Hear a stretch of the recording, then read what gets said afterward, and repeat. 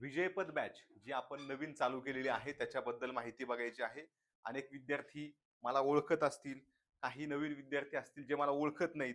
पहिली गोष्ट, माझं नाव आहे विठ्ठल बडे. जे ओळखतात त्यांच्यासाठी काही नवीन नाही, पण जे ओळखत नाही त्यांच्यासाठी मात्र थोडं सांगणं आवश्यक आहे. मी बॅचलर ऑफ फार्मसी केलेलं आहे. त्यानंतर पुढे मी शिकत गेलो, परंतु पहिल्या माझं ग्रॅज्युएशन झाल्यानंतर पहिल्या अटेम्प्टलाच मी पी-एस-आय म्हणून सिलेक्ट झालो होतो. राज्यात 67वी रँक होती. आणि सगळ्यात महत्त्वाचं, माझं शिक्षण जे आहे बॅचलर ऑफ फार्मसीचं, ते पुण्यात झालं होतं. प्रॉपर टेक्निकल असतं. छत्रपती शाहू महाराजांची संस्था होती 1916 ची. तिथं काय टंगळ-मंगळ करायची आणि कुठल्यातरी आमदाराची संस्था होती आणि लोकल होती, अशातला काहीही भाग नव्हता. चांगले फार्मसी, औषध निर्माण क्षेत्रामध्ये ज्या कॉलेजनं चांगले शास्त्रज्ञ दिले आहेत, अशा कॉलेजला शिकलो होतो. अटेंडन्स कंपल्सरी असायची. मी असं काही नव्हतं, की बाबा 12वी पासून अभ्यास करत होतो, अशातला काहीही भाग नव्हता. मला सांगायचं तात्पर्य हे, की कोणीही असू द्या, जर तुम्ही मन लावून केलं, योग्य वयात केलं, योग्य प्लॅन करून केलं, मार्गदर्शन व्यवस्थित घेतलं आणि नको त्या गोष्टी बाजूला काढल्या, तर कोणाचंही सिलेक्शन होतं. आर्थिक परिस्थिती आणि काय म्हणतात त्याला, मेसचं जमायचं नाही, इथं राहायला नको नको वाटत होतं मला. म्हणून मी पुण्यात ग्रॅज्युएशन केलं, पण अभ्यास गावाकडे केला होता. म्हणजे जे विद्यार्थी आता गावाकडून लेक्चर बघतायत, कुठेतरी तालुक्याच्या ठिकाणाहून बघतायत किंवा कुठल्या तरी शहरात राहून बघतायत, सगळ्यांनी लक्षात घ्या की परिस्थिती मॅटर करत नाही. तुम्हाला तुमचा अभ्यास करायचा आहे आणि आपल्याला काय करायचंय, हेच शिकायचंय की बाबा आम्ही वेगळं काय सांगतो तुम्हाला माहिती की बाबा आम्ही स्वतः सक्सेस झालोय. कशामुळे झालोय ते आम्हाला माहिती. आमच्या सोबतचे लोक फेल झालेत किंवा त्यांना जे 8-8, 10-10 वर्ष लागलीत, तर ह्यांना कशामुळे लागलेत आणि आपण काय पद्धतीनं पटकन पुढे गेलं पाहिजे हे शिकून घ्या. पुस्तकं तेच आहेत. जो तुम्ही पुस्तक वाचताय तो सिलेक्ट होणार वाचतोय, तोच मागे राहणार वाचतोय. सगळेच लोक जवळपास तेच पुस्तक वाचतात किंवा पुस्तकात जवळपास तोच डेटा असतो.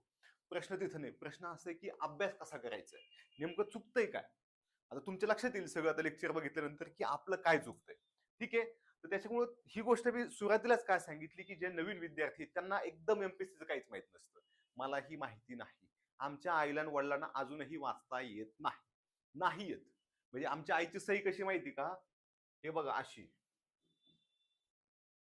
तुम्ही जर कुठं चुकून बघितले ना, हे असं ब कधीतरी येतं आणि हे ड असे, ही अशी सही आहे.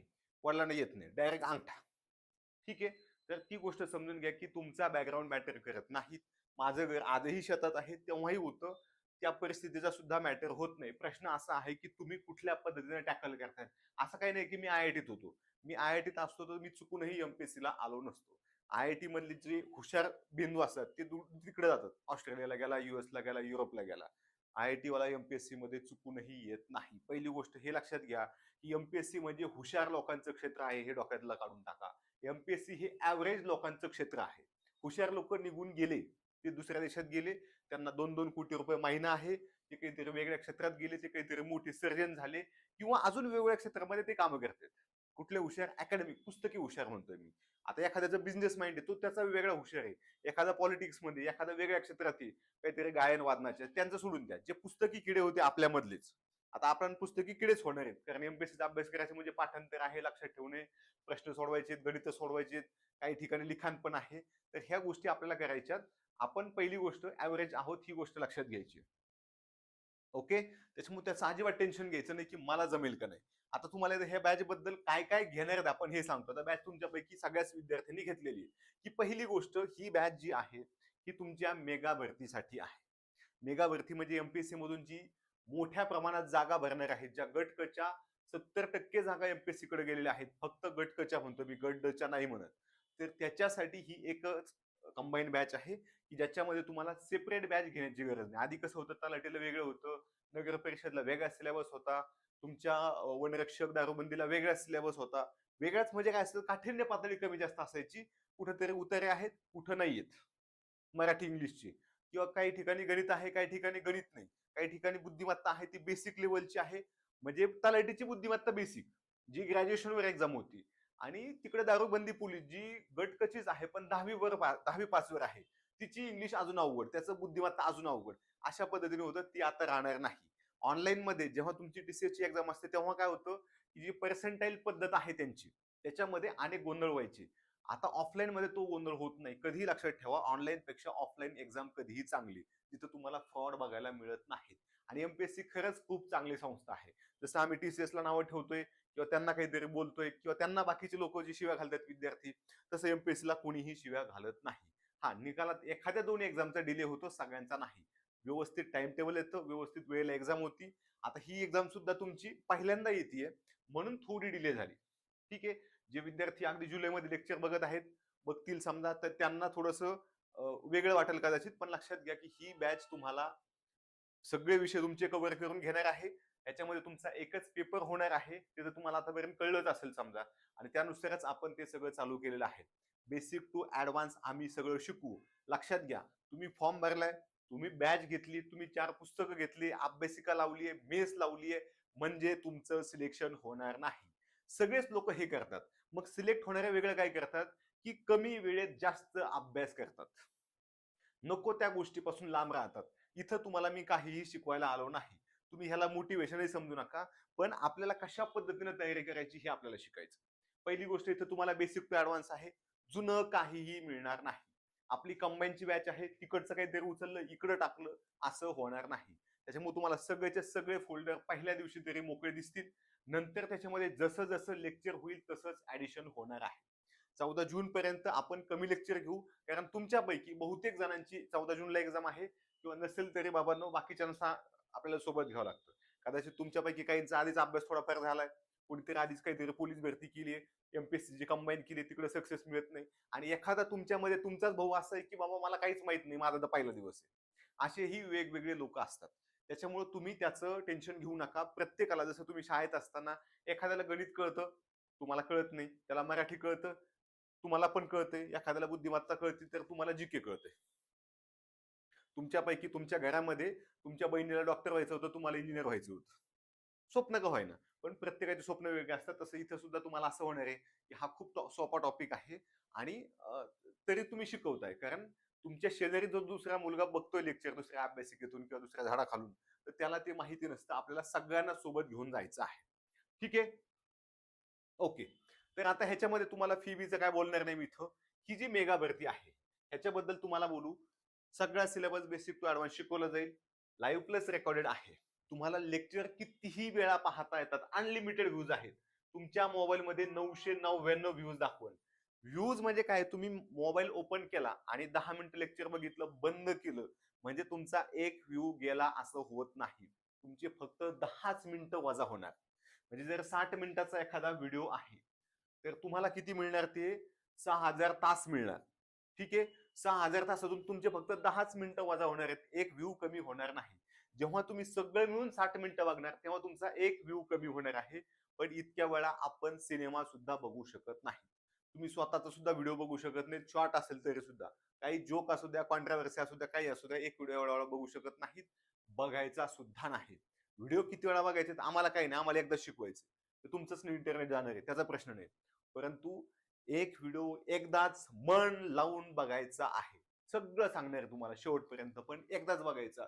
गरज पडली तर दुसऱ्यांदा बघायचा. उगच आहेत अनलिमिटेड व्ह्यूज, सकाळ संध्याकाळ तुम्ही जेवताना, झोपताना, काही करताना पण बघताय. नका वेळ व्हायला घालू. तुम्ही तुमचा वेळ व्हायला घालवताय. ठीक आहे. तुम्हाला पीडीएफ नोट्स मिळतील. ह्याच्यामध्ये काही नोट्स तुम्हाला होमवर्क नोट्स असतील. होमवर्क नोट्स म्हणजे आज एखादा टॉपिक शिकवलाय, तर तो टॉपिक शिकवल्यानंतर त्यामध्ये तुम्ही घरी अभ्यास करायचा. जसं तुम्हाला शाळेत असताना होतं की मास्तर मॅडम तुम्हाला द्यायच्या होमवर्क नोट्स, होमवर्क काढायला द्यायचे की ही होमवर्क वही तुमची, तुम्ही घरी जायचं, ह्याच्या निबंध लिहायचा, किंवा ह्या अशा अशा गाळ्याला जागा आहेत पुस्तकात दिलेल्या, तुम्ही ते प्रश्न उत्तर लिहून आणायचे. मला होमवर्क पाहिजे तर छडी देईल. आता आम्ही तर तुम्हाला ऑनलाईन छडी देऊ शकत नाहीत, पण आम्ही तुम्हाला नोट्स नक्की देऊ शकतो. ठीक आहे. तुम्हाला त्या नोट्स मिळतील, जेणेकरून तुम्हाला सवय लागेल की ओके ह्या नोट्स आल्यात, हे 2 चॅप्टर चालू आहेत, ह्याच्या आपल्याला नोट्स काढायच्यात, त्या नोट्स भरायच्यात. गाळ्याला जागा असणार थोडक्यात.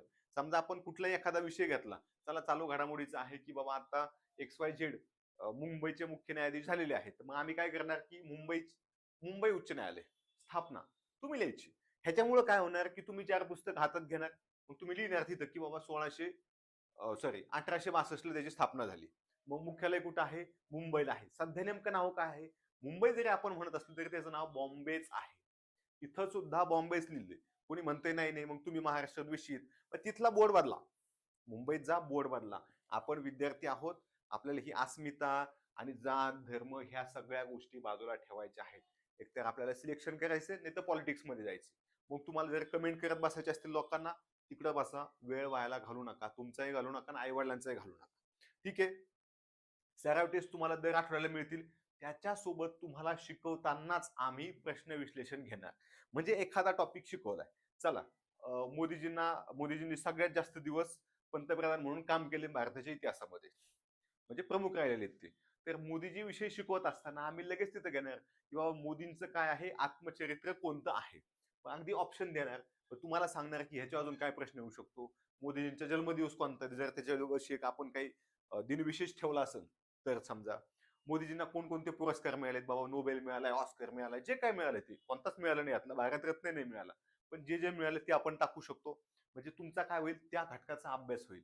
एक प्रश्न आम्ही घेऊ, पण तुमचे 5-6 प्रश्न करून घेऊ. असं प्रत्येक लेक्चरमध्ये 3 ते 4 प्रश्न कमीत कमी घेऊ.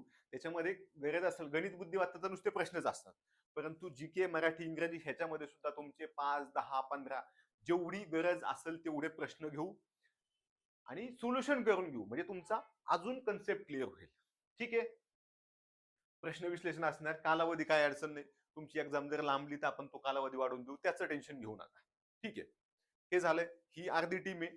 अजून काही लोक असे आहेत की बाबा त्यांची एक्झाम आहे किंवा हे पोस्टरवर जास्त दिसतात म्हणून आपण थोडं कमी ठेवलं. ह्याच्यामध्ये तुम्हाला सिलेक्ट झालेल्या लोकांचं मोटिवेशन मिळेल, आम्ही सांगू प्रत्येक घटक कसा वाचायचा. तुम्ही पण जरा आमचं ऐकाच, शेवटपर्यंत ऐका. काय होतं, ऑनलाईन क्लासमध्ये लोक सुरुवातीला ऐकतात, नंतर थोडं विसरून जातात. असं करू नका. फायदा तुमचा आहे. तुमच्या फायद्यासाठी तुम्ही पैसे तर भरलेत, आता ऐकायचं तर काय करणार, कोणाचं ऐकणार, आमचं नाही ऐकणार तर कोणाचं ऐकणार. मग ती तुमच्या तिथं लोकल एखादी ऑफलाईन अकॅडमी असते, तर एखादं येतं ऑनलाईन काहीतरी बरळतं, बिचारा कधी प्रिलिम पास झालेलं नसतं किंवा त्याचा नीट अभ्यास नसतो, त्याला काय माहित नसतं. ते फक्त आपलं कुठेतरी वाचतं एखादा घटक आणि दणदण शिकवतंय. इथं शिकवण्यासोबत तुमचं कमी वेळात कसं अभ्यास होईल, लक्षात कसं राहील, येणाऱ्या परीक्षेत कशी स्ट्रॅटेजी असली पाहिजे, फसवा प्रश्न कसा असतो, सगळं आम्ही घेऊ. ठीक आहे. त्याचं टेन्शन घेऊ नका.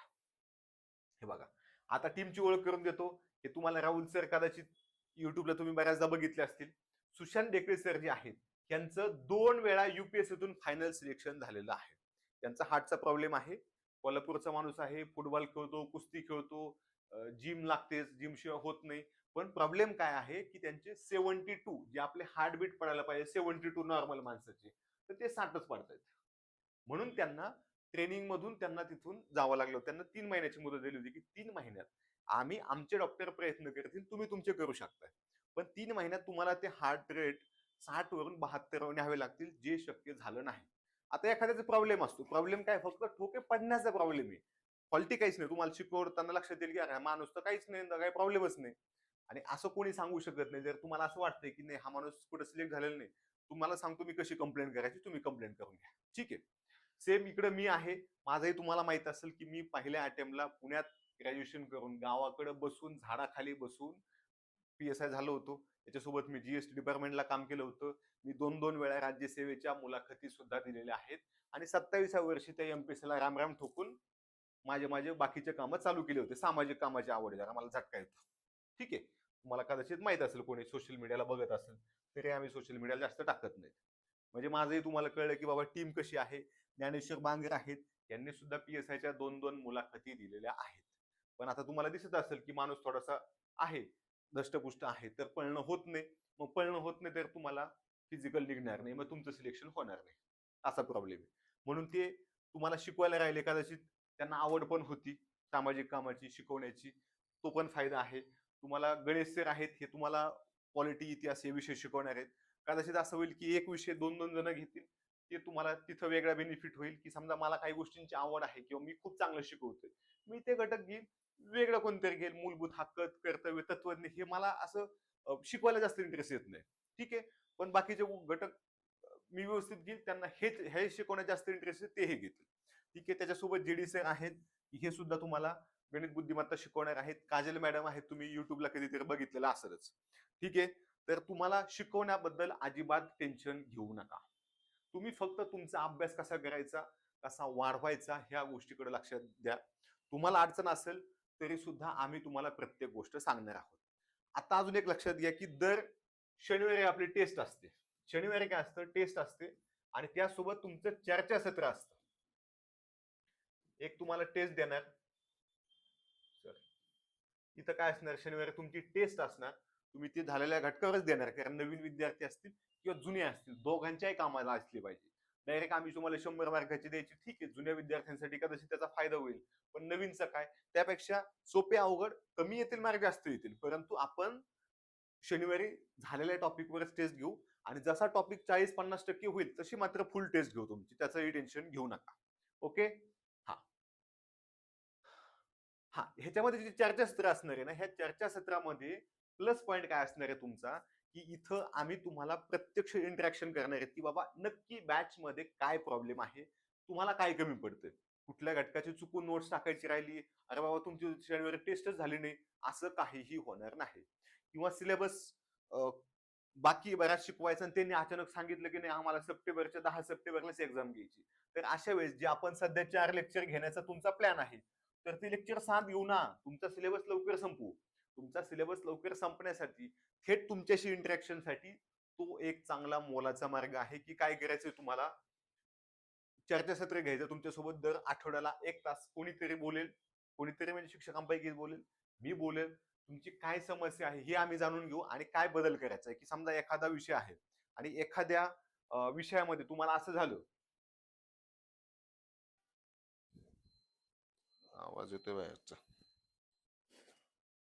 एखाद्या विषयात तुम्हाला असं झालं की त्या विषयाच्या शिक्षकांचं शिकवणं कळत नाही, तर तोही प्रॉब्लेम असेल तरी आपण सॉल्व्ह करू शकतो. किंवा एखादा घटक झालाय पण तो समजला नाही, अजून चांगल्या पद्धतीने शिकवणं आवश्यक आहे, ते सुद्धा सगळं होईल, त्याचंही टेन्शन घेऊ नका.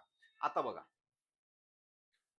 ह्या बॅच मध्ये जे वेगवेगळे पद आहेत, आपण म्हणतोय की 10,000 पद मेगा भरती होणार आहे, सगळे म्हणतात, आम्हीच नाही म्हणत. मग त्यांनी सांगितलं कोणकोणते पद भरणार आहेत, त्याच्यापैकी मेजर पद कोणते आहेत, तलाठी जे फेमस आणि आवडीचं पद आहे, लिपिकच्याच जवळपास 10,000 जागा आहेत. आणि त्याच्यासोबत इतर गट पदांच्या जागा आहेत विविध विभागाच्या, म्हणजे कॅनल इन्स्पेक्टर आहे, त्यांचं एखादं काहीतरी भांडारपालचं पद असते, जलसंपदा आहे, जलसंधारण आहे, जलसंधारणचे वेगळे पद असतात. तुमचं पीडब्ल्यूडी आहे म्हणजे सार्वजनिक बांधकाम आहे, महसूल आहे, ग्रामीण विकासचे काही पद आहेत सिलेक्टेड, नगर परिषदचे पद आहेत, तर हे काय आहेत, गटकचे पद आहेत. पण सगळ्यांसाठी एकच सिलेबस, त्याच्यामुळे एकच बॅच, एकच पेपर आणि एकाच तुम्हाला त्या पेपर मधून तुमचं फायनल सिलेक्शन सुद्धा होणार आहे. त्यामुळं हे 3 पद कशासाठी सांगितले मी, की ही लिपिक पद जे आहे ना, ते प्रत्येकच विभागात भरले जाणार आहे. एकूण 152 संवर्ग आहेत. म्हणजे काय आहे, महसूलचा लिपिक वेगळा, सार्वजनिक बांधकामचा वेगळा, तेच 10-20 होत आहेत. अशा पद्धतीनं हे आहेत. ठीक आहे, ओके.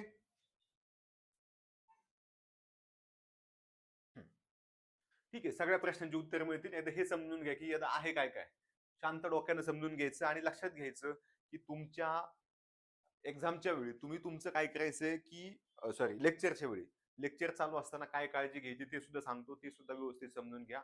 उगाच मास्तर शिकवतोय समोर आणि तुमचं चालू आहे खटखट खटखट टायपिंग, इतरांना डिस्टर्ब होतं, असं करू नका. जे तुमचे डाऊट आहेत सगळे क्लिअर होणार आहेत. तर हे असे पद आहेत, मोठ्या संख्येने असणारे. नगर परिषद आहे, तुमचं उत्पादन शुल्क, काय म्हणतात त्याला, लिपिक पद सुद्धा इकडे आहेत.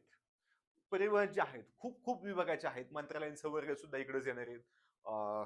तुमचे अगदी मत्स्य किंवा पशुसंवर्धन हे सगळे पद इकडे येणार आहेत.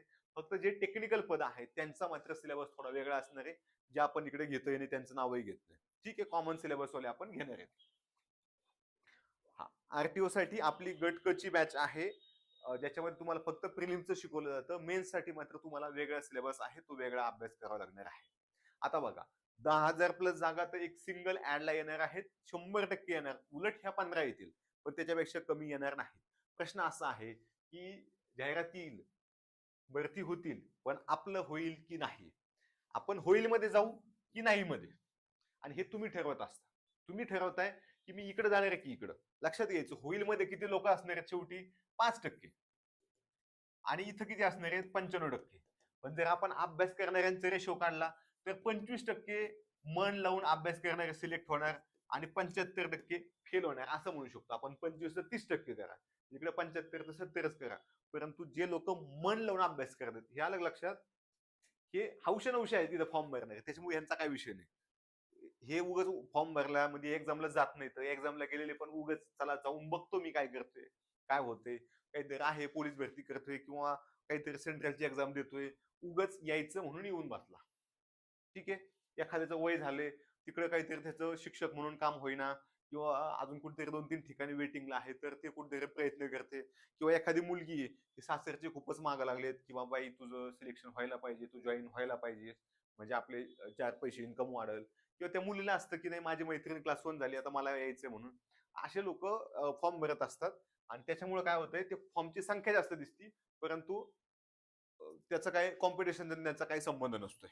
ओके, आता बघा, सिलेबस जो आहे तो सिलेबस आजच्या घडीला तरी तुम्हाला एवढे विषय आहेत: जीके, मराठी, इंग्रजी आणि गणित बुद्धिमत्ता कंबाईन मध्ये असणार आहे. कंबाईन म्हणजे त्याचे 25-25 प्रश्न असणार. जनरली हा 25-25 चा पॅटर्न असणार, परंतु परंतु ह्याच्यामध्ये कदाचित जीकेचं वेटेज वाढवून ते कुठेतरी 40 केलं जाऊ शकतं, हे माहिती नाही. आता हे फक्त 15 जुलै पर्यंत, जून पर्यंत येऊन जाणार आहे. त्याच्यामुळे काही झालं तरी विषय तर हेच राहणार आहेत. वेटेजेस फक्त झालं तर कमी जास्त होऊ शकतं. त्यामुळं आपल्याला अभ्यास करायचा आहे. आता ज्या विद्यार्थ्यांनी आधीच एमपीएससी केली आहे किंवा जे विद्यार्थी नव्यानं आता इकडे एमपीएससी कडे पहिल्यांदा पुस्तक घेत आहेत, एक लक्षात घ्यायचं की सगळं लगेच नवीन पुस्तकं घेत बसायचे नाही. जे प्रश्न आहेत एमपीएससीच्या इथून मागे आलेले ते सरसकट सोडवायचे नाही. समजा तुमच्याकडे काहीतरी आहे, 21,000 आहे, लॉजिक बुस्टर आहे किंवा कोळंबे सरचं पुस्तक आहे ज्याच्यामध्ये मागच्या 5-10 वर्षाचे प्रश्न आहेत, तर लक्षात घ्यायचं जे मोठे मोठे प्रश्न आहेत ना ते घेऊ नका. छोटे छोटे प्रश्न त्यातही सोपे सोपे ते एकदा वाचा, त्याला खून करा तुमच्या पुस्तकामध्ये असेल तर, की बाबा हा हे प्रश्न येतोय, हा सोपा आहे, हा लक्षात ठेवायचा आहे, अशा पद्धतीने प्रश्न येतात. कारण काय होतंय की तुम्हाला परीक्षेमध्ये जसे तिकडे राज्यसेवेला प्रश्न येत आहेत किंवा कंबाईनला येत आहेत, प्रीला मेन्सला, तेवढे मोठे मोठे क्वेश्चन त्यातले असणार नाहीत. तर त्यातले सोपे सोपे क्वेश्चन मात्र तुम्हाला असणार आहेत. त्यामुळे काय करायचं, आपला आपला जो अभ्यास आहे तो व्यवस्थित चालू ठेवायचा आहे. त्यानं काय होईल की तुमचा अभ्यास कंटिन्यू राहील. असं काहीच नाही की आता काय वाचू, अजून परीक्षेचं तुमचं योजना झाली नाही, परंतु योजना आली तर ती काय करणार आहेत, सरळ सेवेची एक्झाम आहे, जागा एवढ्या मोठ्या आहेत, विद्यार्थी एवढे मोठे असणार आहेत आणि प्रॉब्लेम होण्यापेक्षा, आणि गरजच नाही ना, जर तुमचा डीवायएसपीचे प्रश्न तुम्हाला इकडे पोलीस भरतील टाकले तर कसं होणार आहे, नाही चालणार आहे. तसं इकडंच आहे की इकडे गटकची आहे, सरळ सेवेची एक्झाम आहे, त्यामुळे इथं तुम्हाला प्रश्नांची काठिण्य पातळी कमी दिसणार आहे. आम्ही सुद्धा उगाच तुम्हाला डुबवणार नाही, म्हणजे उगाच अवघड अवघड प्रश्न शिकवू, घेणं देण्याचं ताणून ताणून असं करणार नाही. जे तुमचा सिलेबस आहे तो तुमच्या सिलेबस तुमच्या काठिण्य पातळीनुसार व्यवस्थित शिकवला जाईल. ओके, ठीक आहे. आता एक्झाम कधी असणार, पात्रता काय? आता एक्झाम सध्या तरी सप्टेंबर एंडला किंवा ऑक्टोबरच्या कुठेतरी मध्ये असणार आहे. कारण जोपर्यंत हे कन्फर्म येत नाही, आता हे झालं जे त्यांच्याकडून त्यांच्या आतल्या माणसांकडून कळतंय समजा, परंतु कदाचित हे मागं पुढे होईल, मागं होईल पुढे होईल, परंतु ऑक्टोबरच्या आसपास तुमची एक्झाम होणार आहे. योजना आल्यानंतर जास्त दिवस ते थांबणार नाहीत, कारण त्यांच्यावर प्रेशर आहे म्हणून ते थांबणार नाहीत. आता बघा पात्रता काय आहे ह्याला, तर साधारणपणे सगळ्यांना पदवी पात्रता आहे. म्हणजे आधी एखादी एक्झाम फक्त 12वी बेसवर असेल तर तिला सगळ्यांना आता ग्रॅज्युएशन लागणार आहे, त्यामुळे तुमचं ग्रॅज्युएशन कम्प्लीट असणं आवश्यक आहे. एखाद्या विद्यार्थ्याचं ग्रॅज्युएशन नसेल तरी तो एक्झाम देऊ शकेल, परंतु त्याचं अंतिम सिलेक्शन होऊ शकणार नाही. ठीक आहे, ही गोष्ट एक लक्षात ठेवायची की आपल्याला ग्रॅज्युएशन कम्प्लीट असं अशातला भाग नाही, तुम्ही फर्स्ट इयरला ऍडमिशन घेतले, सेकंड इयरला घेतले तरी सुद्धा चालते. अजून एक विषय असा आहे की टायपिंगचं काय, तर ज्या पदांसाठी टायपिंग आवश्यक आहे त्या पदांची स्किल टेस्ट आता होणार नाही. मग तुम्ही आता बरेच लोकांचं बघितलं असेल की टायपिंग सर्टिफिकेट काढून घेतात, इकडून तिकडून कुठून तरी मिळवतात, कसं मिळवतात माहित नाही, ओरिजिनलच मिळवतात आणि कोणाला तरी बसवर डमी काय असेल ते, आणि त्याची आता स्किल टेस्ट होणार आहे. त्याच्यामुळे काय होणार, फक्त तुम्हाला टायपिंग सर्टिफिकेट जोडायचे, नंबर जोडायचा आहे आणि तुमचं तुमचं अभ्यास असेल तर तुमचं सिलेक्शन होऊन जाणार आहे. त्याच्यामुळे आता टायपिंगला काहीही तितकंसं महत्व राहिलं नाही, फक्त सर्टिफिकेट मात्र महत्वाचं आहे. सर्टिफिकेट काय आहे, महत्वाचं आहे, ही सुद्धा गोष्ट लक्षात ठेवायची आहे. ओके, आता बघा, इथं तुम्हाला माहिती की तुमच्या सगळ्या लोकांमध्ये 2 टाईपचे लोक आहेत. एक आहेत अनुभवी विद्यार्थी आणि एक आहेत नवीन. आता अनुभवी विद्यार्थ्यांमध्ये आपण कसं पकडू, की ज्यांना आधी सरळ सेवा एक्झाम केलेली आहे, एमपीएससी केली 2 वर्ष झालेत, परंतु त्याला काही कुठं मिळालं नाही काही, किंवा त्याचा तितका कॉन्फिडन्स वाढलाच नाही की हा आता मला मिळणारच आहे, परंतु तो कॉन्फिडन्स देण्याचं काम आम्ही करणार आहे. त्याच्यासोबत एखादा असा विद्यार्थी की काहीतरी पोलीस भरती करतोय, त्याचा थोडा थोडा अभ्यास झालाय किंवा एकदम फ्रेश आहे मुलगा मुलगी एखादी गृहिणी की बाबा लग्न झाले आता वेळ आहे तर मला घरचे देत आहेत वर्ष 2 वर्ष पूर्ण वेळ करण्याची सवलत देत आहेत. तर अशा सुद्धा लोक आहेत. तर यांना आपण नवीन मध्ये पकडलंय की बाबांनो तुम्ही घाबरायचं नाही. काय होऊन होऊन काय होईल, ह्या वर्षी फेल होईल, पण अभ्यास चांगला झाला तर पुढच्या वर्षी 100% मिळेल. आणि जर आत्ताच केलं तर आत्ताच मिळेल. कारण खूप दिवस लागत नाही. पी-एस-आय होण्यासाठी मी सगळा मिळून पूर्व, मुख्य आणि त्याच्या आधीचा सगळा मिळून 10 महिने अभ्यास केला होता. आणि तुम्ही जर शांत डोक्यानं निकाल बघितले, तुमच्या लक्षात येईल एम-पी-एस-सी मधून सिलेक्ट होणारे अगदी 21 वर्षाचे, 22 वर्षाचे विद्यार्थी आहेत. अजून जर तुम्ही 12-20 वर्ष सरळ सेवा बघितल्या, कारण ग्रॅज्युएशन व्हायलाच तेवढा वेळ लागतो ना. 18 वर्षी तर कोणी बीडीओ होणार नाही, 18 वर्षी तर कोणी पी-एस-आय होणार नाही, कारण ग्रॅज्युएशनच होत नाही. 20व्या वर्षी तुमचं खूप लवकर केलं तर ग्रॅज्युएशन होऊ शकतं. त्यामुळे त्याचा विचार करायचा नाही. आपल्याला काय करायचं आता, की हे जे आहे ह्याच्यामध्ये व्यवस्थित प्लॅन करून व्यवस्थित पुढे जायचं. ओके.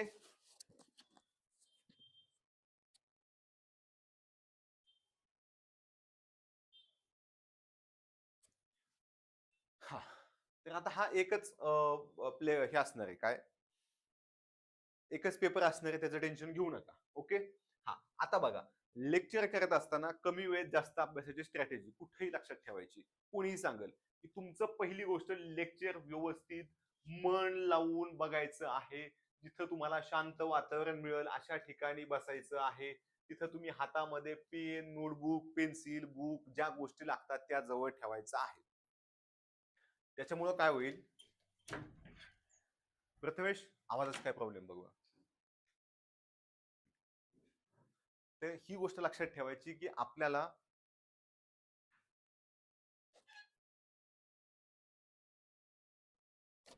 ठीक आहे, होऊन जाईल. आवाजाचा प्रॉब्लेम क्लिअर होऊन जाईल. ठीक आहे. हा, तर इथं काय करायचं आपल्याला, लेक्चर बघतानाच तुमचं मोबाईल समोर आहे, हेडफोन आहेत, किंवा तुम्ही आवाज बाहेर ठेवलाय, मग ते छोटे छोटे साऊंड येते 150, 200, 500 पासून तुम्हाला पाहिजे तेवढ्या किमतीला तुम्ही एखादं ते घेऊ शकता. जर तुम्हाला हेडफोन नको असेल तर, किंवा हेडफोन तर बेस्टच आहे, समोर ठेवा, जेणेकरून तुमचं लक्ष इकडे तिकडे जाणार नाही. आणि त्यानं काय होईल, येतो व्यवस्थित.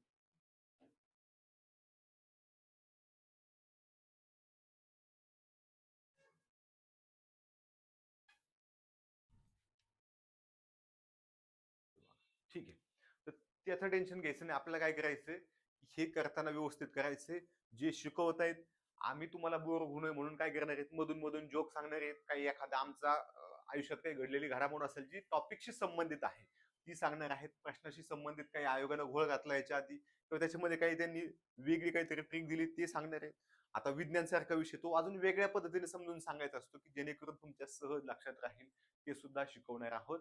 आणि त्यासाठी आपल्याला काय करायचंय, की लेक्चर बघताना मन लावून बघायचं. एका लेक्चरमध्ये आम्ही कमीत कमी 2-3 मिनिटं तुमचे घालू, टप्प्याटप्प्यानं 30-30 सेकंदाचा, 10-10 सेकंदाचा, किंवा अगदी एखाद्या मिनिटाचं मोटिवेशन किंवा काहीतरी गप्पा मारून. त्याचं कारण काय आहे, की तुम्ही बोर होऊ नयेत. दिवसाला तुम्हाला 4-5 तास लेक्चर करायचे, पुन्हा वाचायचे, प्रश्न सोडवायचे, आणि हे सगळं करत असताना तुम्ही बोर झाले नाही पाहिजेत. ह्याच्यासाठी आम्हाला काय जोक बिक, ते जोक सुद्धा आम्हाला लक्षात ठेवावं लागतात, कारण आम्ही काय जोक बिक मारत बसत नाही. ठीक आहे.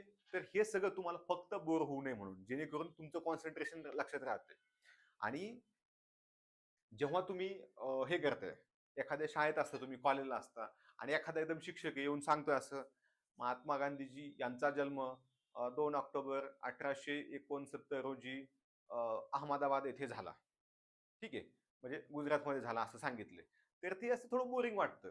त्याच्यापेक्षा आम्ही काय करतोय, तुम्हाला थोडंसं सिस्टमॅटिक, की जे नोटीवर तुम्ही गांधीजी बघताय ना, त्या गांधीजींचा जन्म 2 ऑक्टोबर 1869 रोजी झालेला आहे पोरबंदर येथे. मग अशा पद्धतीने तुम्हाला सांगितलं की तुमच्या लक्षात राहतं की बाबा हे असे वळण का घेते किंवा अशा पद्धतीने कॉमेडी का करते. ह्याचा उद्देश काय असतो, की तुमची एखादी गोष्ट जी अभ्यासाची आहे ती वेगळ्या पद्धतीने सहज सोप्या भाषेत लक्षात राहावी, हा त्याच्या मागचा उद्देश असतो, दुसरा काही नाही. तुमचा एखादा शिक्षक आठवून बघा, की जो शिक्षक तुम्हाला आवडायचा, त्या शिक्षकाकडे 2-3 गोष्टी असायच्या, ती म्हणजे नॉलेज असायचं आणि मुलांना एक तासभर कसं खेळवत ठेवायचं, त्याच्यामध्ये जोक सांग, काहीतरी कोणाला तरी बोल, कॉमेडी कर, ह्या सगळ्या गोष्टी केल्या जायच्या. म्हणून ते शिक्षक तुम्हाला आवडायचे, म्हणून त्या विषयाचं तुमच्या लक्षात राहायचं. आणि तेच आपण इथं करणार आहोत, की तुम्हाला तो प्रत्येक घटक कळायला पाहिजे. आणि त्यासाठी वेगवेगळ्या पद्धतीनं अगदी फोटो व्यवस्थित टाकून, गरज पडली तर एखादा व्हिडिओ दाखवून आम्ही तुम्हाला त्या गोष्टी शिकवणार आहोत. ठीक आहे. मग आता हे लेक्चर झाल्यानंतर जो टॉपिक शिकवलाय त्या टॉपिकचे तुम्हाला PYQ बघायचे आहेत. ते आपण बॅचमध्ये पण घेणार आहेत इकडे लेक्चरमध्ये. परंतु तुम्हाला सुद्धा अजून काय प्रश्न आहेत का तुमच्या संदर्भ पुस्तकामध्ये ते बघायचे किंवा आपले पुस्तक येणार आहेत तेव्हा सुद्धा तुम्ही बघू शकता. नोट्स तुम्हाला दिल्या जातील. त्या नोट्समध्ये तुम्हाला फक्त गाळ्याला जागा भरायच्यात. उदाहरणार्थ मी गांधीजी सांगितलं, मग गांधीजी शिकवताना आम्ही काय करणार, महात्मा गांधी असं वर टाकणार, इथं टाकणार संपूर्ण नाव. मग तुम्ही लिहायचंय मोहनदास करमचंद गांधी.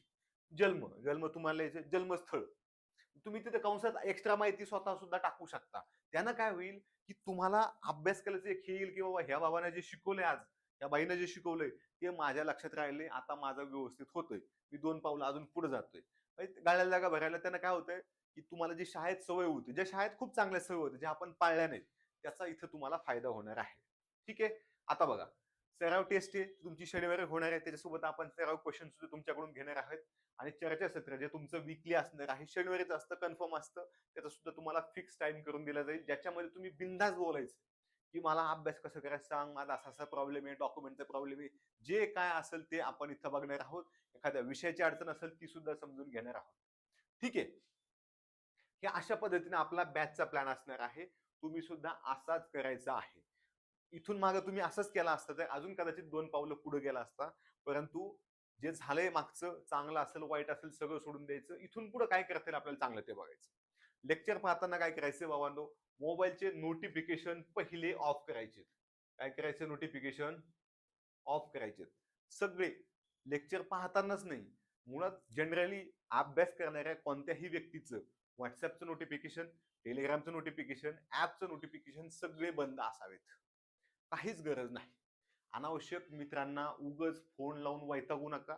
त्यांचा फोन आला तर घेऊ नका. ते 4 वेळा फोन लावतोय, नंतर फोन सुद्धा लावत नाही. तुमचा जर एखादा मित्र खूप जीव असेल तर बाबांनो 1-2 एकर लिहून द्या, किंवा तुम्ही नोकरीला लागल्यानंतर सगळ्याचे सगळा पगार त्याला 100% देऊन टाका.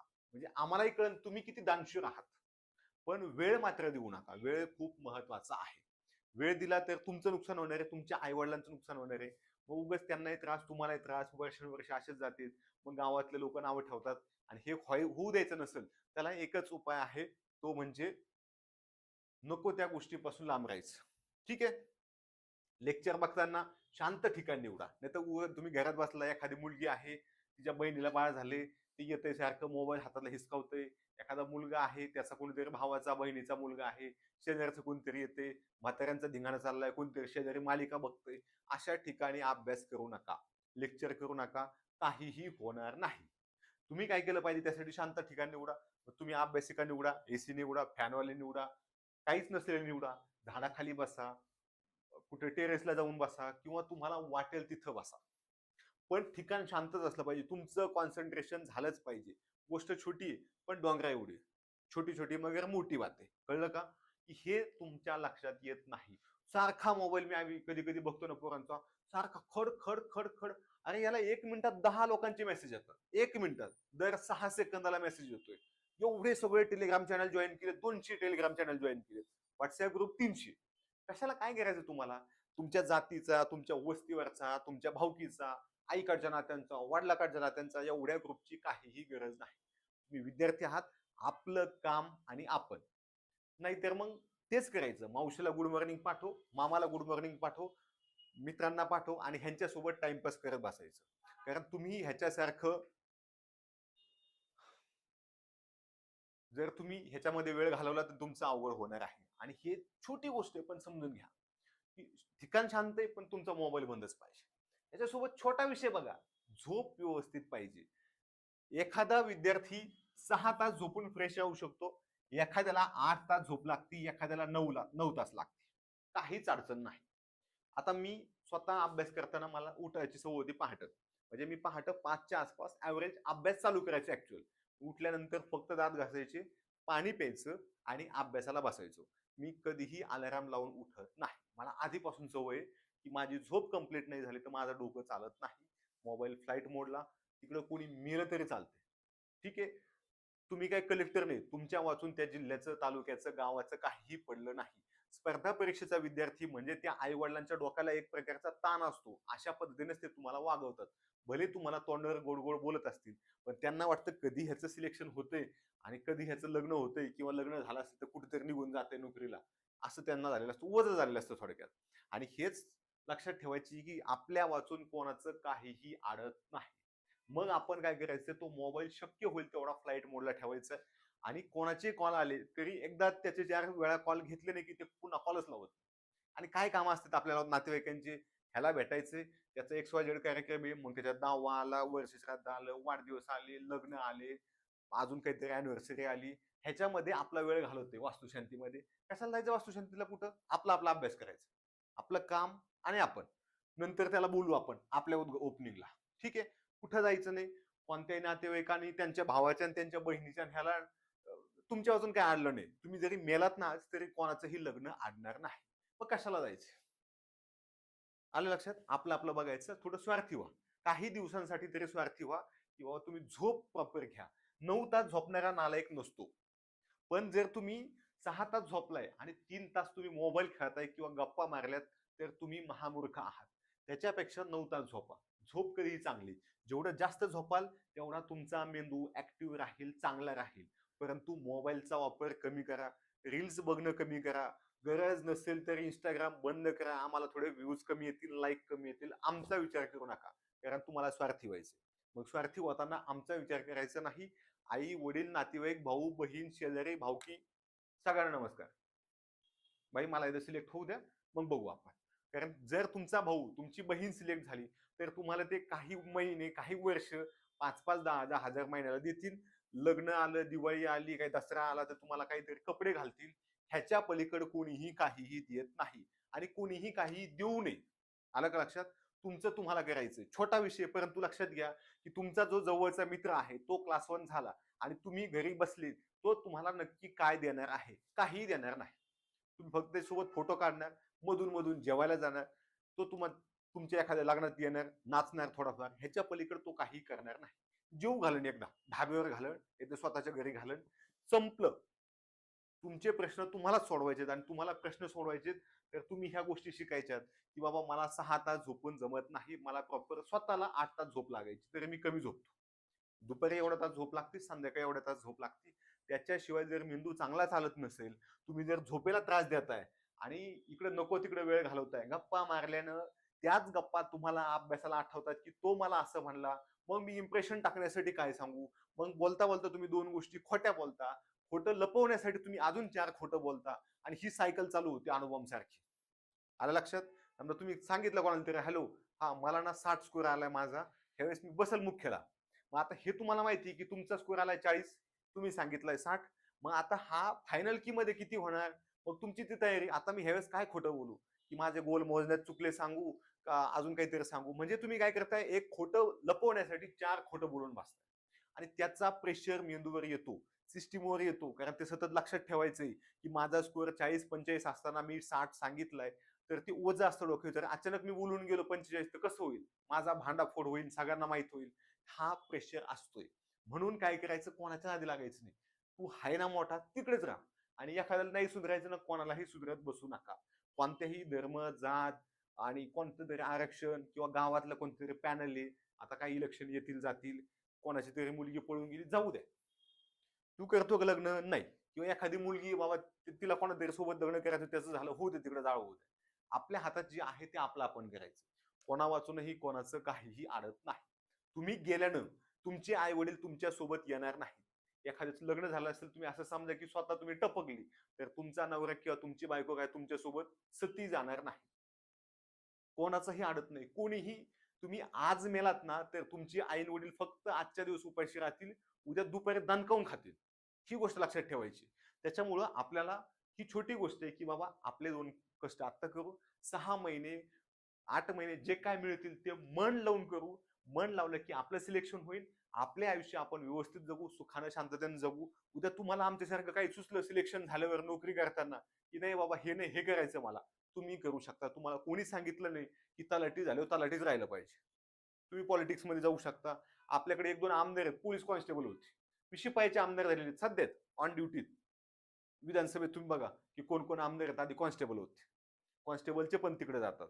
सुशील कुमार शिंदे चपरासी होते हायकोर्टात, आपल्या सॉरी जिल्हा न्यायालयात. नंतर ती अभ्यास करून पीएसआय झाली. म्हणजे पीएसआय माणूस देशाचा गृहमंत्री होतोय, ही गोष्ट लक्षात घ्या. मुरलीधर मोहोळ पीएसआय करत होते, झाले नाहीत, इथं पेठेतच अभ्यास करत होते. पैलवान करायला गेले, ते पैलवान नाही झाले, पण झाले केंद्रात मंत्री, त्याचं काय नसतं.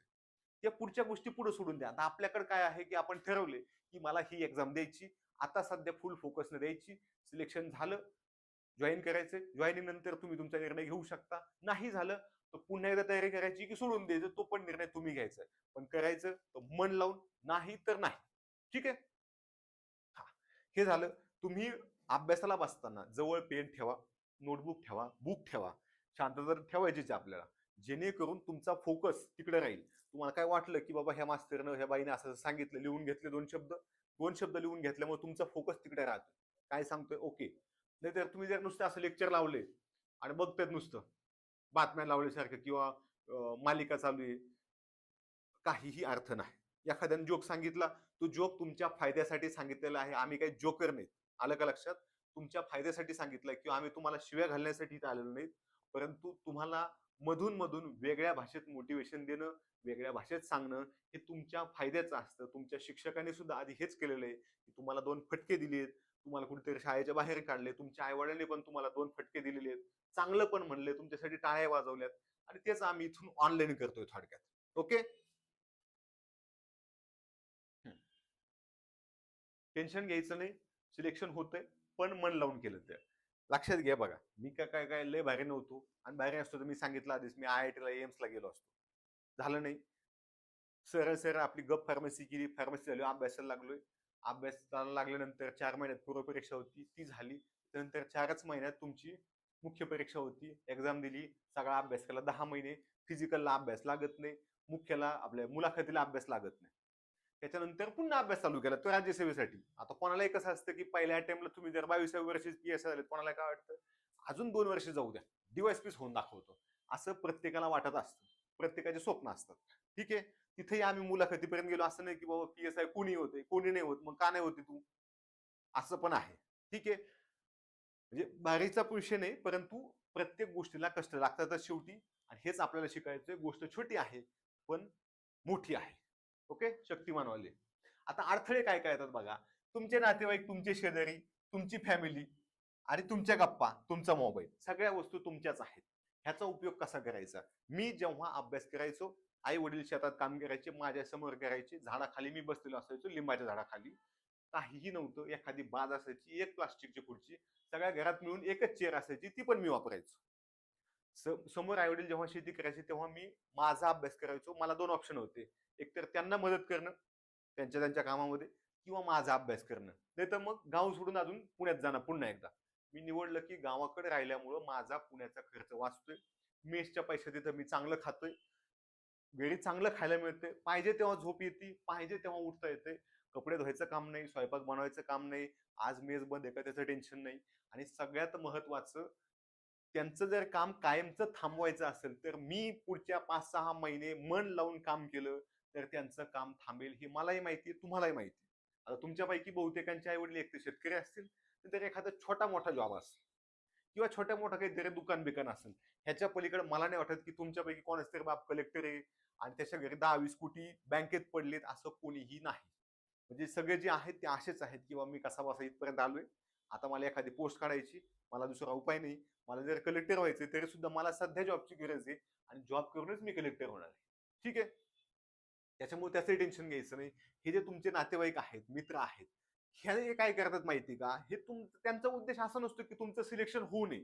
ते काय करतात, फक्त तुम्हाला एकदा एक काम सांगतात. तुम्ही ते काम ऐकलं की तुम्हाला दुसरं काम सांगतात. बरं, नातेवाईक आणि शेजारी एक नाही ना, इथं 100 लोक येतं, की तुमचे मित्र येतं, क्लासमेट आहे, अरे हा ज्युनियर आहे, अरे हा माझ्या बहिणीच्या तिथं शेजारी राहतोय, अरे हा माझ्या बहिणीचा नातेवाईक आहे, हा दाजीचा भाऊ आहे.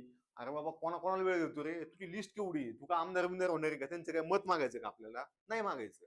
मग काहीच नाही, मोबाईल फ्लाईट मोडला बंद, स्विच ऑफ करून ठेवायचं, ते काढच वापरायचं. लाव काय लावायचे ते फोन, कोणाला नंबर देत बसायचं नाही. आणि कुठं गावात जाऊन बसले ते वेशीवर किंवा ते आड्यावर बसतात अजूनही गावाकडे लोक काही काही ठिकाणी, काही कोणाचं तोंड बघायचं नाही. जोपर्यंत आपलं सिलेक्शन होत नाही तोपर्यंत आपलं काळं तोंड कोणालाही दाखवायचं नाही. मग त्यासाठी काय करायचं आपल्याला, हे अनावश्यक जे लोक आहेत ना हे उडवायचे. आयपीएल मध्ये कोण जिंकलं काय करायचं तुम्हाला, त्या आरसीबीचं. बरं तुम्ही काही केलं इकडे त्या विराट कोहलीचं मंदिरही उभा केलं, तुम्हाला त्याला काही घेणं देणं नाही. तुम्ही मंदिर उभं केलं आणि खाली समाधी जरी घेतली ना, त्या विराट कोहलीचं काहीही जात नाही. किंवा तुम्ही पॉलिटिक्स जरी मोदी मोदी केलं आणि राहुल गांधी केलं तरी त्यांना घंटा फरक पडत नाही. मग प्रश्न असा आहे की तुम्हीच आहात तुमच्या जीवनाचे शिल्पकार, तुम्ही तुमचं ठरवायचं आपल्याला काय करायचं. त्याचं मंदिर बांधून फायदा नाही, त्याच्याविषयी चांगलं बोलून फायदा नाही, वाईट बोलून फायदा नाही. तुम्ही मोदीला किती शिव्या घातल्यात ते काही राजीनामा देणार नाहीत, आणि तुम्ही किती चांगले म्हणले तरी ते काय त्या पदावरून सोडत नाहीत. त्यांना वाटण तेव्हा सोडणार आहेत, त्यांचं जे पुढचं आयुष्य ते जसं ठरलेलं आहे. म्हणजे तुम्ही बोलून आणि नाही बोलून काहीही घंटा फरक पडत नाही. जसं इथून तुम्ही ट्रम्पला शिव्या घातल्या काय, त्याचं काय पद जाणार आहे का, नाही जाणार. आणि नाही घातल्या काय काय होणार नाही. शेवटी तुम्ही काय करू शकता, लय झालं तर इंडियन पॉलिटिक्स मध्ये एक मत देऊ शकता. जाऊ दे ना, आपलं बोलून न बोलून काही फायदाच नाही, म्हणलं बोलायचं तरी कशाला, कशाला उगी एनर्जी व्हायला घालवायची. कारण तुमचे काय होतात, दोन मित्र बसतात, मग एक असतो राहुल गांधीचा फॅन, एक असतो मोदीजींचा फॅन. बरं तुम्ही फॅनच आहेत, एसी नाहीत, फॅनच आहेत, नावातच आहे. मग ह्या फॅन मध्ये हे फक्त इथंच भांडत बसतात. हे भांडणं झाल्यावर हे जेव्हा अभ्यासाला बसतात तेव्हा हे हे शोधत असतात, आईला काय सर्च करू युट्यूबला, मोदीजींना शिव्या घालायचं मला कसं केलं पाहिजे. कशाला तुम्ही शिव्या घातल्या काय, तुम्ही एकमेकांचे खून केले काय, मोदीजी तुम्हाला श्रद्धांजली सुद्धा वाहणार नाही. बाकी सोडा, चौकशी तेच सोडा की तुमच्या बाजूने काहीतरी निकाल लागला पाहिजे किंवा मोदी भक्त होता आणि त्याचा खून झाला, अजिबात मोदीजींना काय पडलेलं नाही. आलं लक्षात. तुमच्या समोर एवढे मोठे अजितदादा पवार गेले, कोणीही काहीही केलं नाही. गुन्हा सुद्धा लवकर दाखल व्हायना, तुमची कुठेही अगरबत्ती लावण्याचा विषय नाही. आलं लक्षात. तर आपल्याला काय करायचंय, ह्या गोष्टी कमी करायच्या.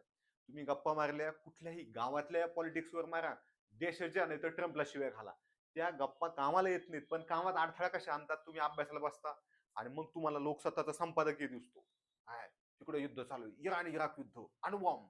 मग तुम्ही टीव्ही लावला, मग टीव्ही नाही भारतवर्ष लगेच तिसरं महायुद्ध चालू, तुम्ही बघू शकता महायुद्ध चालू. मग ह्यानं आपला मेंदू इरिटेट होतो. ज्या गोष्टी तुम्ही बोलताय तो सगळं तुमचा फोन ऐकतो आणि तुमचा फोन तुम्हाला तेच दाखवतो. तुम्ही वेब सिरीज बघा, त्या वेब सिरीज बद्दल तुम्ही 4 वेळा बोलले की तुम्हाला ऑटोमॅटिक ते शॉर्ट्स यायला लागतात, इंस्टाग्रामला युट्यूबला जे काय असेल ते.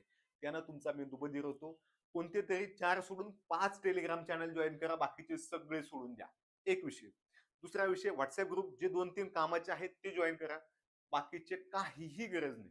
तुम्ही लेफ्ट झालात ना आयुष्यातून, ह्या पृथ्वीवर तुम्ही मेलात, तुम्हाला जाळले पुरले काय असेल ते, तरीही काही फरक पडत नाही. त्याच्यामुळे तुम्ही व्हॉट्सअप ग्रुप लेफ्ट केला काय, तुम्ही स्वतः लेफ्ट झाले काय फरकच पडत नाही.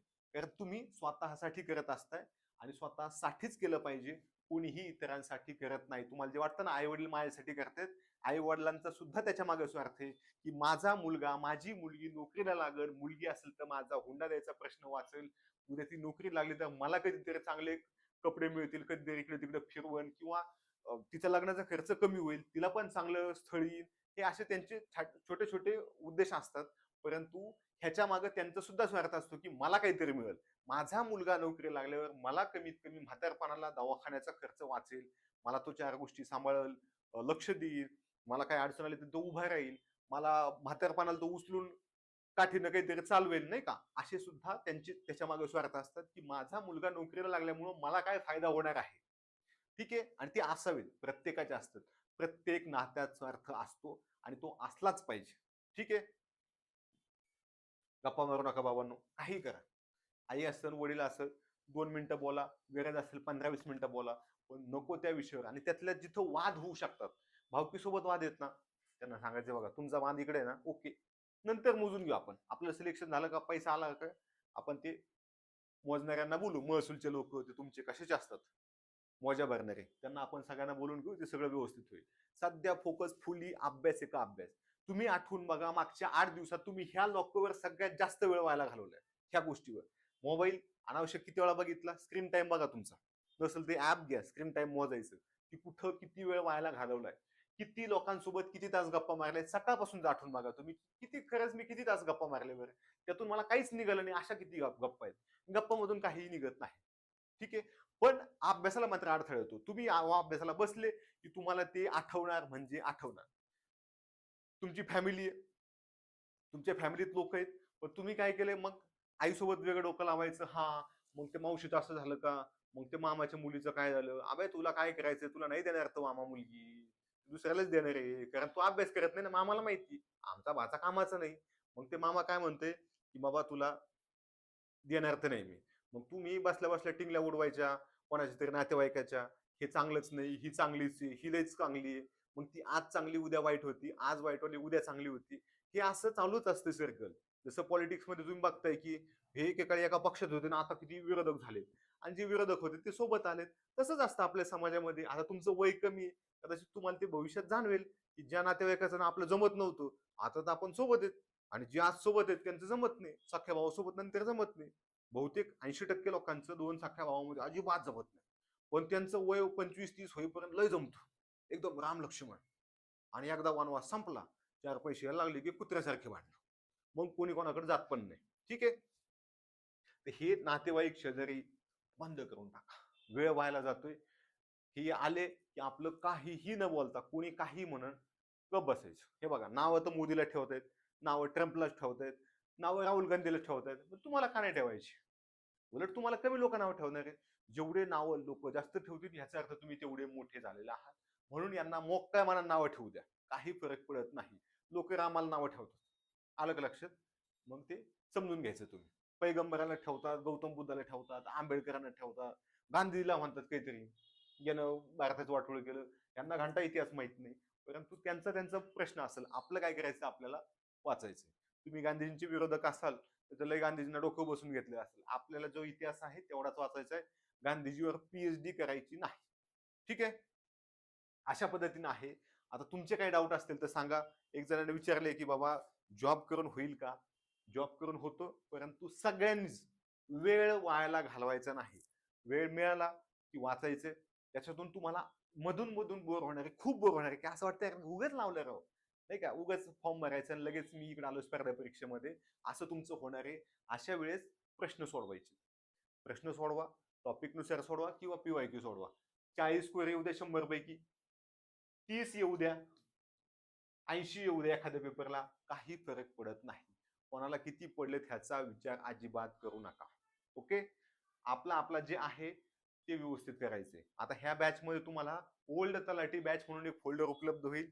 ह्याच्यामध्ये ज्या विद्यार्थ्यांनी आधीची तलाठी बॅच घेतली होती, जी टीसीएस घेणार होती, तर ती बॅच तशीच ठेवली, जेणेकरून त्या विद्यार्थ्यांचं नुकसान होणार नाही.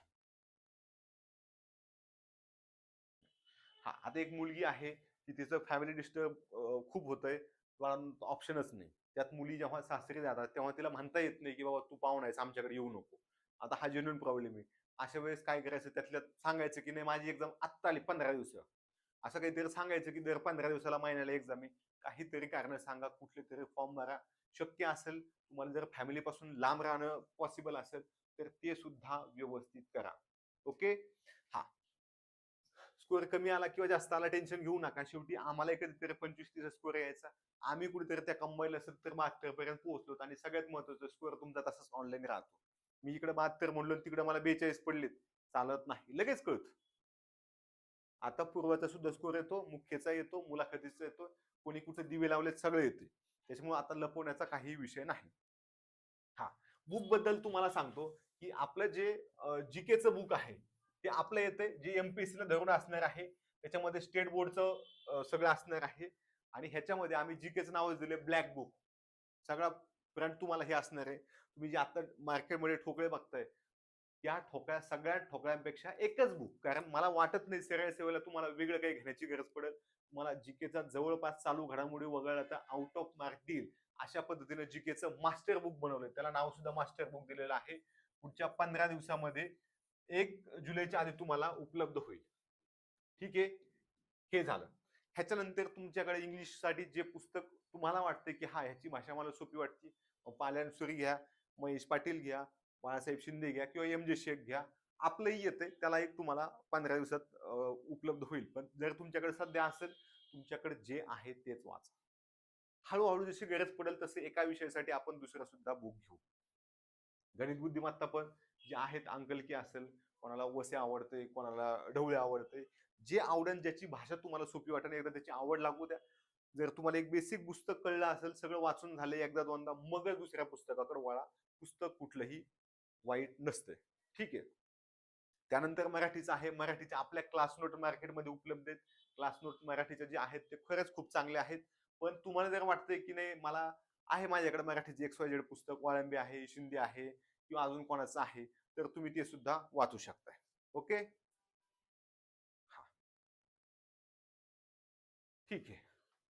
हा, अजून मात्र काय करा माहिती का, तुम्ही क्वेश्चन सोडवताना MPSC चे सोडवा, परंतु MPSC चे क्वेश्चन सरसकट घेऊ नका. MPSC चे क्वेश्चन जे आहेत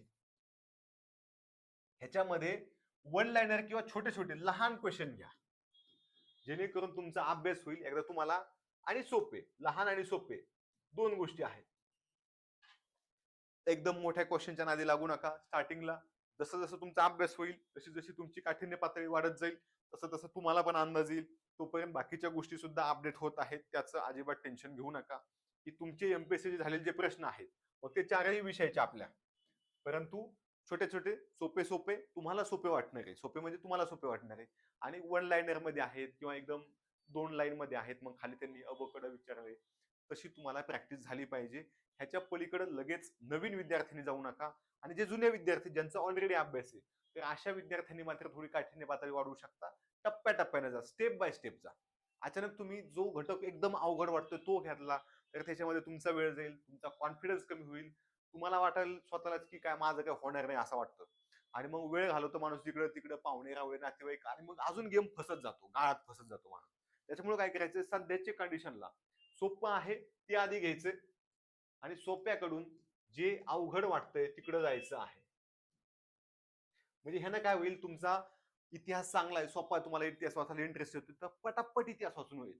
8 दिवसात एखादं तुम्ही जे क्रमिक पुस्तक आहे ते 8 दिवसात पटकन वाचून सगळं लक्षात ठेवू शकता, लेक्चर करून सुद्धा. मग ह्याच्यामुळे काय होईल की तुम्हाला गोडी लागेल की ओके इतिहास तर संपलाय, म्हणजे ओझं कमी झाले. एवढे मोठे आपल्याला वाचायचे होते पानं 2-3 हजार, ते 2-3 हजार मधले 200 तर संपलेत. भूगोल घेतला, एखाद्याला वाटलं की नाही महाराष्ट्राचा भूगोल मला सोपं वाटतोय, भारताचा भूगोल जर माझ्या डोकून चाललाय किंवा जगाचा डोकून चाललाय, बाबा जगाच्या बाजूला ठेव. अर्थशास्त्र डोकून चाललंय वाचायला, सोपं सोपं वाच. स्टेट बँक वाच, रिझर्व्ह बँक वाच, नीती आयोग वाच, काय पंचवार्षिक योजना सोपे वाटतात ते वाच, आंतरराष्ट्रीय संस्था सोपे वाटतात ते वाच. जे सोपं सोपं वाटतंय ते तर घ्या. म्हणजे काय होईल, तुम्हाला ओझं कमी होईल, सिलेबस कम्प्लीट होईल. मग तुमच्या लक्षात येईल की अरे 40% अभ्यास झालाय, 50% झालाय, 70%, 90%, ऑलमोस्ट सगळा अभ्यास आपला नजरे खालून गेलाय, त्याला रिव्हिजन पडल्यात, तुमचा कॉन्फिडन्स ऑटोमॅटिक वाढेल. जरी 5%, 10% अभ्यास तुम्हाला कळला नाही, समजा इंग्रजी सारखा विषय की खूप मुलांना भीती असते, ठीक आहे, काही प्रॉब्लेम नाही, सोडून द्या. सोडून द्या म्हणजे सगळं सोडून द्यायचं नाही, तो 5-10% सोडून द्या, तरी सुद्धा आपण सिलेक्ट होऊ शकतो, होतात लोक. ठीक आहे. मग इथं विषय काय आहे की तुम्ही जे येतंय ते पटापट घ्या. म्हणजे मराठी व्याकरण आहे, उगाच वृत्ताच्या नादी नका लागू. पहिल्याच चॅप्टर अवघड वृत्त, पहिल्याच चॅप्टर काहीतरी तुम्ही भाषेचं व्याकरणाचं काहीतरी आहे पाठांतराचं, नका द्यायला लागू. त्याच्यापेक्षा सोपं घ्या. मृत्युंजय, मृत्यूवर मिळवलेला विजय, समानार्थी की विरुद्धार्थी, मी म्हणतो आधी विरुद्धार्थी घ्या, कारण ते वाचायला सोपं आहे, आपल्याला सगळ्यांना माहित असतं. सूर्य, मग ते सूर्याच्या विरुद्धार्थी समानार्थी शब्द काय असतील ते, तुमचं खाली वर, उजवा डावा, नाही का, असं अशा छोट्या छोट्या गोष्टी असल्या की तुमचा कॉन्फिडन्स वाढतो. कॉन्फिडन्स सुरुवातीला वाढणं आवश्यक आहे. कॉन्फिडन्स कमी झाला की तुम्हाला प्रॉब्लेम येतो. ठीक आहे. टाइम टेबल तुम्हाला मिळून जाईल. फक्त 14 जून पर्यंत थोडंसं स्लो घेऊया आपण, कारण 14 जूनला बऱ्याच तुमच्याच मित्रांची एक्झाम आहे. तुमच्यापैकी बहुतेक लोकांनी फॉर्म भरलेले आहेत आणि त्याच्यामुळे थोडी गडबड होतीये, म्हणून 14 जून पर्यंत थोडं स्लो घेऊ. 14 जून नंतर मात्र 15 जून पासून तुमचं फुल शेड्यूल मिळेल तुम्हाला, की हे डेली 4 लेक्चर, टाइम टेबल बदलणार नाही. 8 दिवसाचं टाइम टेबल एकदाच टाकलं जाईल. तुम्हाला सांगितलं ना की बाबा सोमवारी तुमचं 10ला मराठी असणार आहे, 10ला मराठीच होईल. असं सांगितलं ना 2ला इंग्रजी आहे तर 2ला इंग्रजी होईल.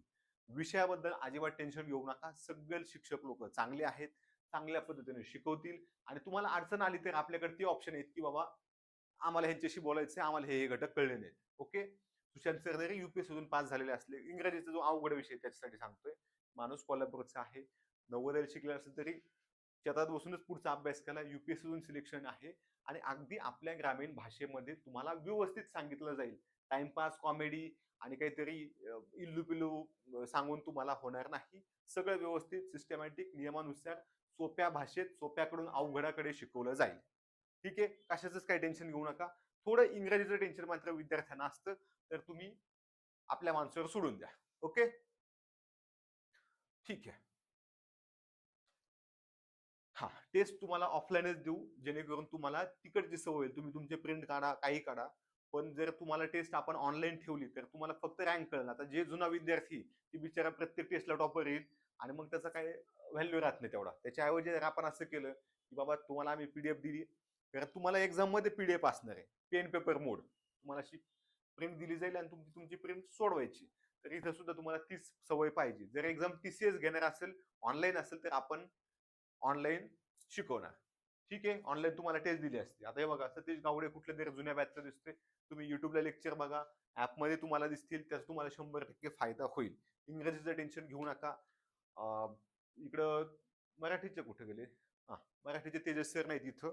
तर जे महेश पटेल सरांकडे शिकवत आहेत, तेच सर तुम्हाला इथं मराठी शिकवणार आहेत. तेच चांगले शिकवतात, काही अडचण नाही. त्याच्यासोबत मी पॉलिटिकाई शिकवणार, काही सायन्स शिकवणार. त्याचा सुद्धा तुम्हाला 100% फायदा होणार आहे. ओके, बाकीचे लोक तुम्हाला बाकीचं गायडन्स असेल, होमवर्क नोट्स असेल, त्याला सुद्धा मदत करणार आहे, जे तुम्हाला स्क्रीनवर दिसत नाहीयेत. ठीक आहे, सांगळे सर सुद्धा शिकवणार आहेत, त्याचा सुद्धा तुम्हाला फायदा होईल. परंतु करायचं तर मन लावून, नाही तर न केलेलं चांगलं. ओके, बंद करून टाकायचं. हे बघा, कशाला वेळ घालवायचा ह्याच्यामध्ये, कोणाकोणा नुकसान होतं, तुमचा वेळ जातोय. आता तुमचं हे तरुणपणाचं वय आणि ह्याच्यामध्ये तुम्ही असं म्हणतो ना आपण, लात मारेन तिथं पाणी काढेल, तर तुम्ही नीट लातही मारणार, पाणी कुठून निघल? एक तर करायचं आपल्याला एमपीएससी स्पर्धा परीक्षा मन लावून करायचं, फुल फोकसने करायचं. नसेल करायचं तर बाबा हे बंद करून टाका. शेती करा, उद्योग करा, क्रिकेट खेळा, भांडणं करा, चोरी करा, पण मन लावून. म्हणजे चोरी करायची आणि निव्वळ कॅमेऱ्याकडे तोंड दाखवायचं असं नाही. चोरी अशी करायची की बाबा भागलं पाहिजे. चोरी सुद्धा मन लावून केली पाहिजे. चोरांच्या सुद्धा स्टोरी असतात, त्यांचे सुद्धा सिनेमा येतात. तशी आपला सुद्धा एक दिवस पिक्चर आला पाहिजे की बाबा अमुक अमुक चोर होता, मोठा चोर होता, चोराव पिक्चर आलाय. ह्याच्या आधी पण आलेली आहेत. ठीक आहे, तर तिथं सुद्धा आपल्याला मन लावून करता आलं पाहिजे, चोरी सुद्धा. त्याच्यामुळे जे करायचंय ते मन लावून करायचं. एमपीएससी हो करा. आम्ही हे नाही म्हणते की तुम्ही कराच, करायचं तर मन लावून, नाही तर नाही, फसवायचं नाही. ठीक आहे. हा, लिपिकसाठी एकच एक्झाम होईल, त्याचं काही टेन्शन नाही. ठीक आहे.